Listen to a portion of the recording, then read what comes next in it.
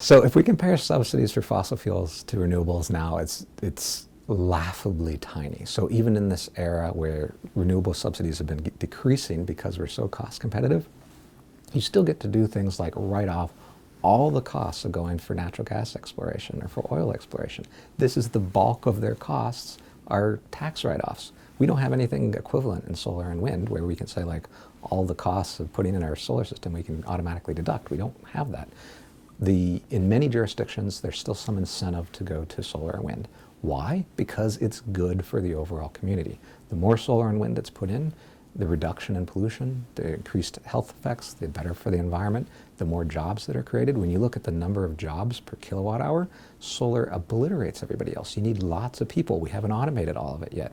We don't quite yet have robots that are out building solar farms. Those are people building solar farms that are paid a living wage, that go to restaurants and buy food with their earnings, that generate revenue in the overall economy and help, America become great again.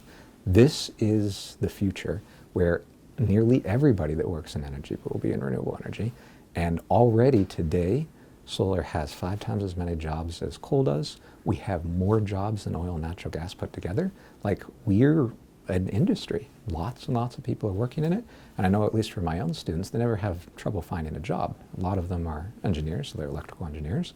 They're going to design systems. They're working for utilities and engineering firms of small scale from the house all the way up to large scale industrial systems that are powering things like Apple and Intel.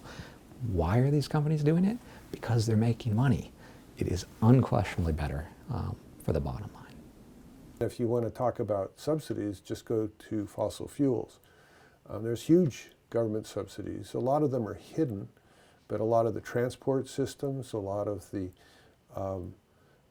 mining, et cetera, is very strongly government supported through any number of programs.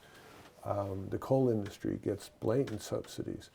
I mean, yes, of course, solar is being subsidized in places, but it's not really propping up the industry. The industry has its own economic foundation, which is quite strong.